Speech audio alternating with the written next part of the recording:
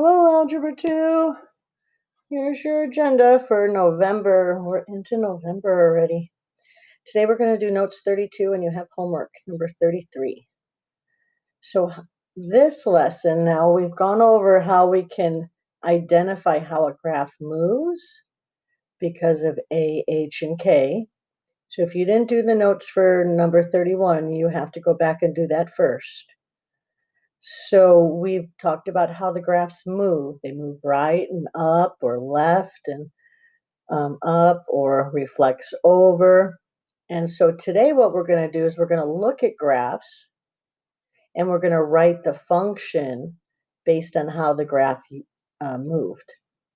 So we're going to use A, H, and K, and what you're going to have to do is plug the number in for A, H, and K to write the function.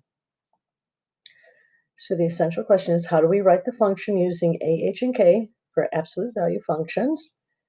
And tonight's homework is at the end. It's a worksheet on writing the functions. And the homework appears at the end of this video, and I'll also upload it onto the Google Classroom Drive to view and print, okay? Along with this video. So when you do the homework tonight, you're writing the functions, so you don't have to copy the graphs. You're just looking at the graphs, okay? And I explain that on the slide at the end. All right, let's go. So if you can take a moment to write down the standard function for absolute value. I want you to write what's in the box right here. And this is for notes number 32. You do not have to copy the graph.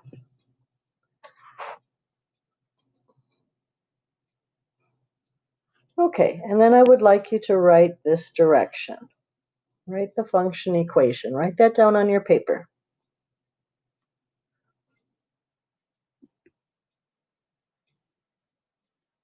Oops. Okay, so what we need to do is we need to identify if we have a number for A, H, and K. All right? So what that means is everything else stays put. So to answer the question right here, write the function equation. I want you to start writing with me. I want you to write y equals, and then I want you to put the absolute value bars, and I want you to put the x. Just like that.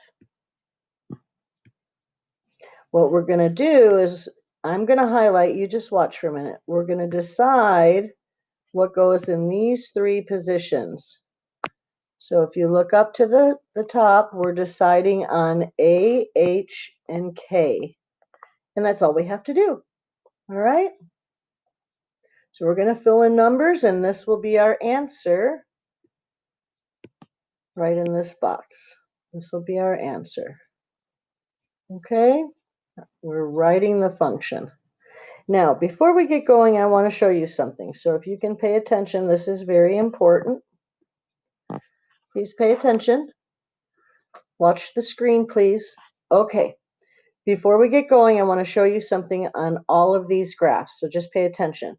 Here's the vertex dot. And if you notice, the very next dot, solid dot, ends up in a crosshair right here. And right here. The very next dot is up here, right, where it's in a crosshair.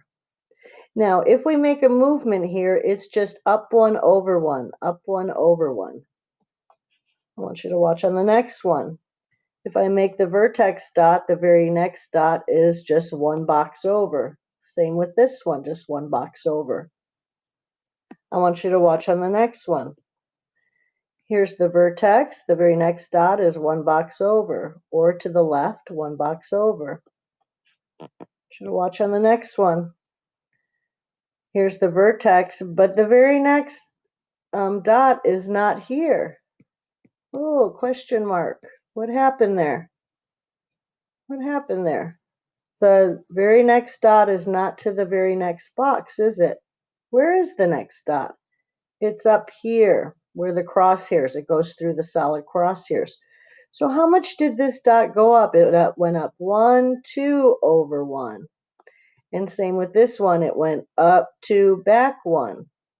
What about the next graph? Here's the vertex, and you're watching. The very next dot is not right here at the 1 box. Uh-oh, what does that mean? We have to count up until we find it. Here it is. How much did this go up? 1, 2, 3, and then it went over. 1, 2, 3, and then it went over. And if you kept going, 1, 2, 3, it goes and hits right here on the corner, right? And let me see if I have another one to show you. Okay, here's the vertex, and the very next box is not there. Where is it? 1, 2, 3. So it went up 1, 2, 3, and over.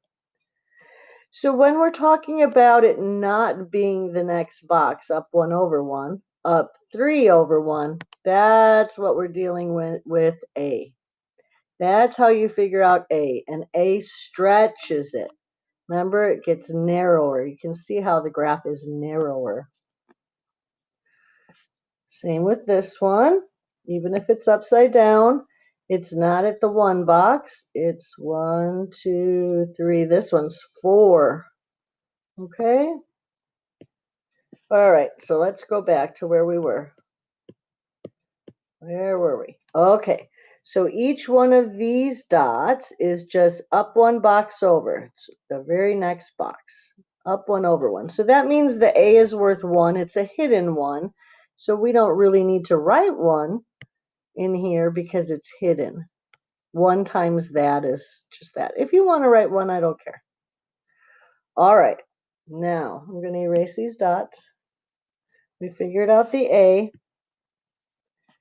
Now let's go ahead and look at where our normal dots would be from the lecture from Notes 31. Which way did this graph shift? It went to the right, 1, 2, 3. Each dot went 1, 2, 3. Each dot went 1, 2, 3. And really all you have to watch is the vertex right here. It went 1, 2, 3 to the right. Well, this moves it right or left. So which one is it? Which one did it move? If it went to the right 3, what kind of 3 do we need? If you look at your notes, we've talked about this being counterintuitive. It's a negative 3. So if we were to read this, negative 3 means take the opposite, which would be positive 3, and we move the graph to the right 3. So this one has to go in as negative 3, opposite of what you think. Now, is there any K movement? No. This graph would either go up or down, and there is no up or down, so we don't need a number here.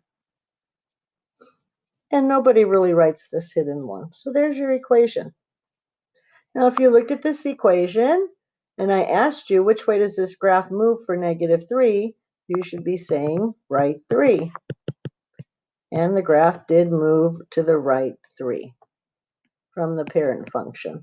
It shifted to the right. Okay, let's go to the next one. Again, you're going to write y equals, because here's your answer, right? Absolute value bars. Put the x in.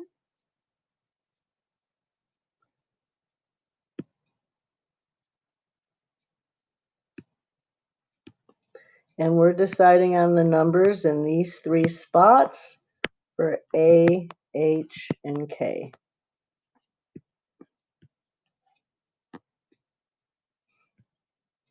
Okay, so here would be our normal dots for our parent function. So if you just watch the vertex, this big green dot, and match it up to this one, this graph moved left 2. So it went 1, 2 to the left, and then it went 1, 2, 3 up 3. So how do we take left 2, up 3 into our formula? So A is just 1. And we know that because of what I said at the beginning of this lecture, It's just moving by one box, right?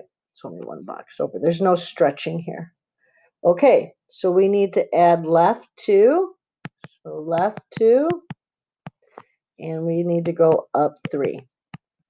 Now the up 3 is easy because that means we just go plus 3 in the back because K moves it up or down. We don't really need this hidden 1. And what do we write for left 2? We do opposite of what we think. We put plus 2.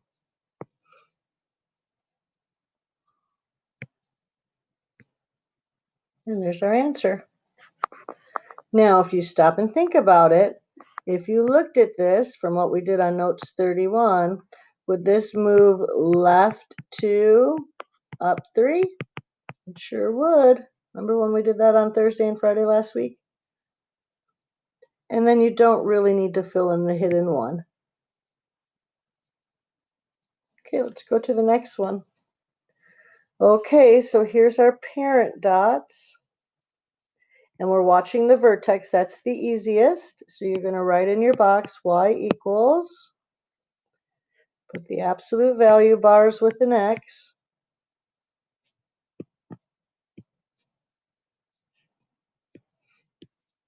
And we're going to figure out these 3 numbers again. So in these 3 spots.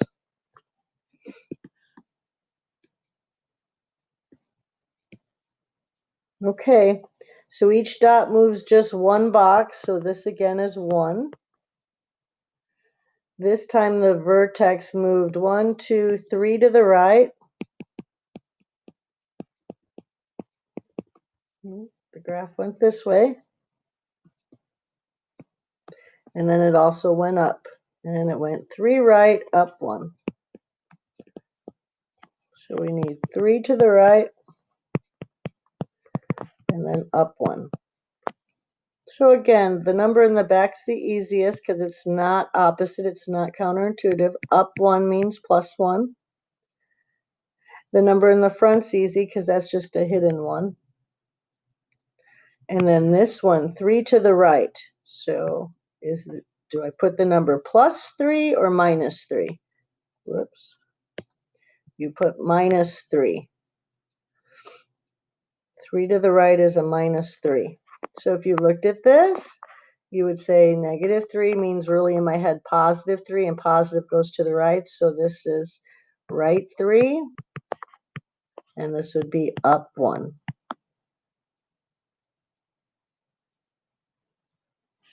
All right, we're going to move on to the next one. Now, this one's different. You can tell normally the dots would be one box over, but this one is more than one box over. So our A is going to be different. Okay, so let me put the parent dots on. So this one is moving to the left, and then it's moving up.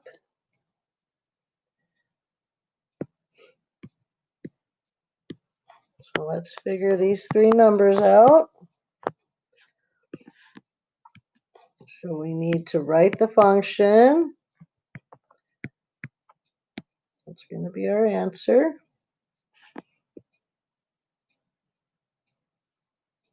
Okay, so since this didn't go up one box over one box, remember how we talked about that? That's the A value. It went up 2 boxes and over before it hit the graph. It went up 2 boxes, so up 2 over 1. And you can see the other way it goes up 2, back 1, right? So that means our A is going to be a value of 2, and you can tell your graph is a little bit narrower, because if not, it would be out here. It's narrower. Okay, what happened with our H? So it went to the left, 1, 2, 3. So left 3, and it also went up 1, 2. So our up 2 is easy, it's right here. Our 2 in the front for A is right there. And now just be careful, left 3 You go in opposite, so it should be plus 3. So this is a stretch by 2. This is a left 3, and this is an up 2.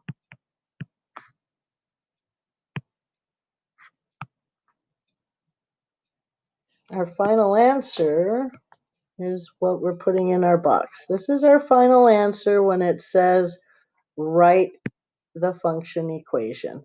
So this is what you're going to be doing on your homework, is just writing this kind of function equation, okay? You can hit pause if you need to. Okay, here's another one.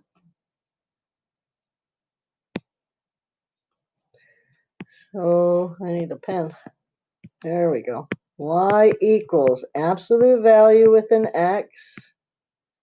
Write the function equation.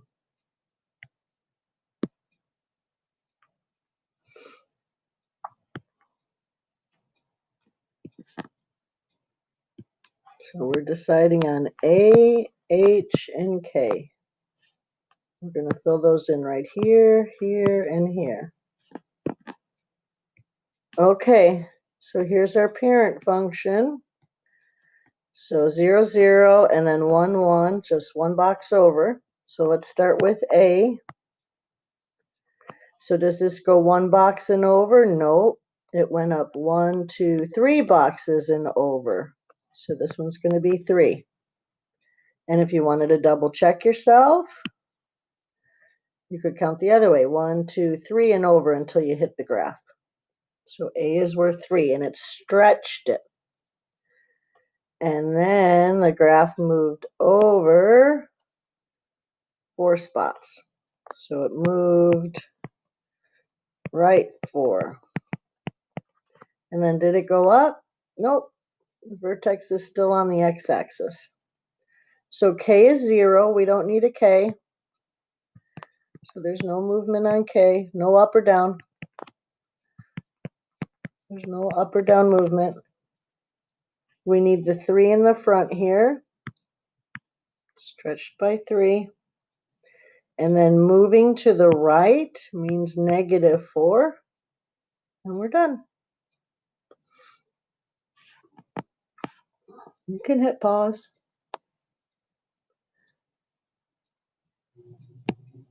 Okay, y equals absolute value bars with an x. I'm going to fill in those numbers again. So A, H, and K.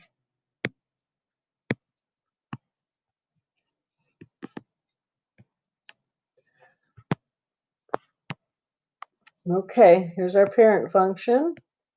0, 0, 1, 1, negative 1, 1.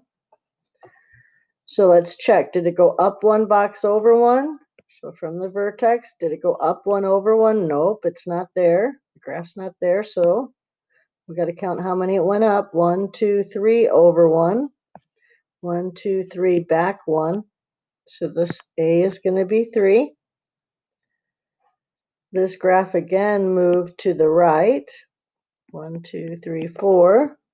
So right 4. And then it also moved up. 1, 2, up 2. Okay, so we just have to fill in the numbers. So a 3 here. What do we put for right 4? Negative 4.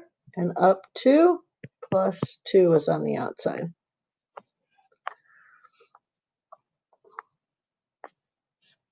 You can hit pause here. Okay, what's going to happen for reflection when it opens down? So we're going to fill in A, H, and K. We're going to write the function.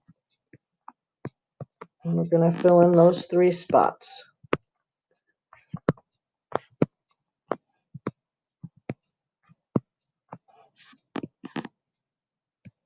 Okay, so what do we do for a reflection? What do we do for reflection? We put a negative sign.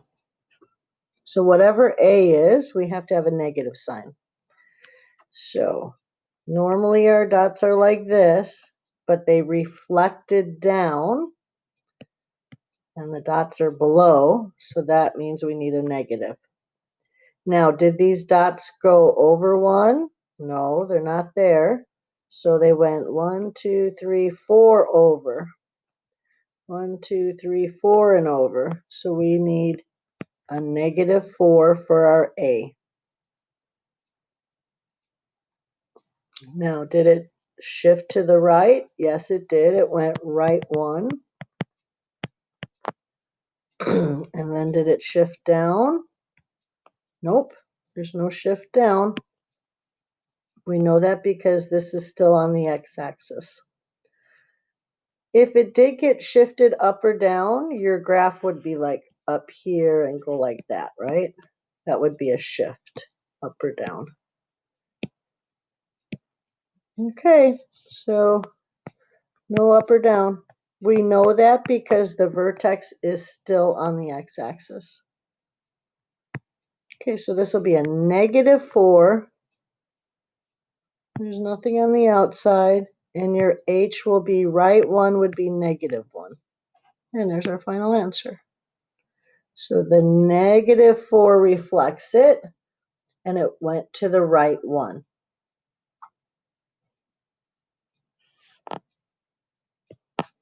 Okay, so here's your homework, number 33. So there are multiple slides. Keep watching this video for all 12 problems. For this homework assignment, you do not have to copy all the graphs. The graphs are to look at. So you have to write the absolute value function using this, right? So you might want to write that on your paper. And then number a piece of paper, just like this is down here. So homework number 33, you're just going to have, you're just going to have 1 through 12 with a bunch of equations, okay? So when you write your homework paper, you just have to have homework 33, and then all 12 answers have to be as an equation. Fill in A, H, and K. All right? Fill in A, H, and K for this homework.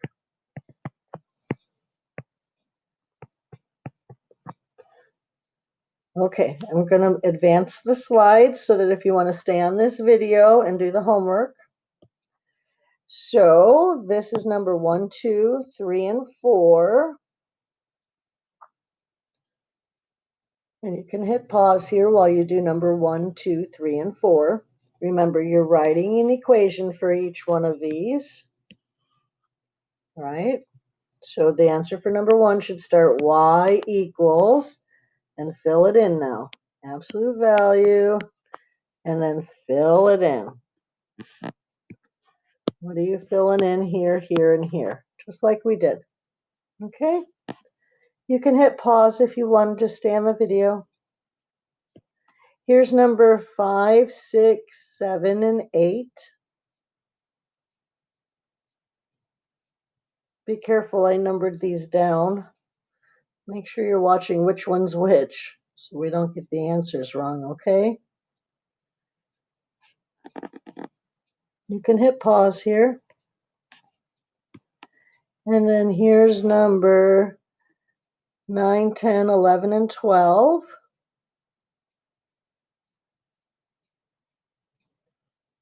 And you can hit pause here if you'd like. And then also, this is available on the same assignment on Google Classroom as a file if you just want to pull that up and take a look at these graphs there.